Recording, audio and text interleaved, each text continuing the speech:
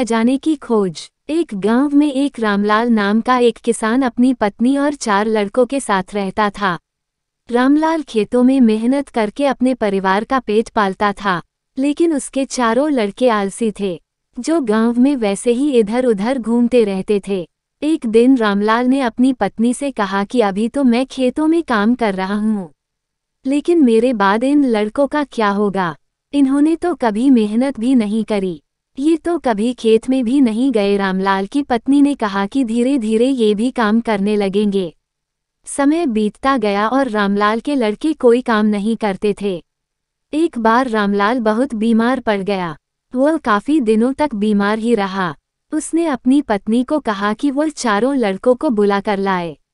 उसकी पत्नी चारों लड़कों को बुलाकर लाई।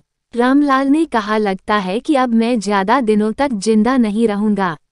रामलाल को चिंता थी कि उसके जाने के बाद उसके बेटों का क्या होगा, इसलिए उसने कहा, बेटों, मैंने अपने जीवन में जो भी कुछ कमाया है वो खजाना अपने खेतों के नीचे दबा रखा है।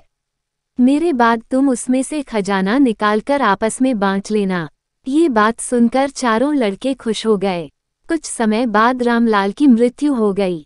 रामलाल की मृत्यु के कुछ दिनों बाद उसके लड़के खेत में दबा खजाना निकालने गए।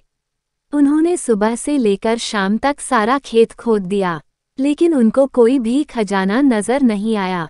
लड़के घर आकर अपनी माँ से बोले, माँ, पिताजी ने हमसे झूठ बोला था, उस खेत में हमें कोई खजाना नहीं मिला। उसकी माँ ने बताया कि तुम्हारे पिताजी ने जीवन में यही घर और खेत ही कमाया है, लेकिन अब तुमने खेत खोद ही दिया है तो उसमें बीज बो दो।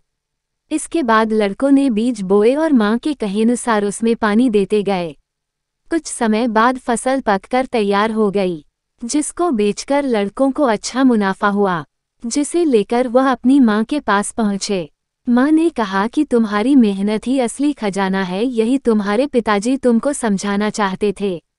मोरल ऑफ द स्टोरी, सीख, हमें आलस्य को त्याग कर मेहनत करना चाहिए। मेहनत ही इंसान की असली दौलत है।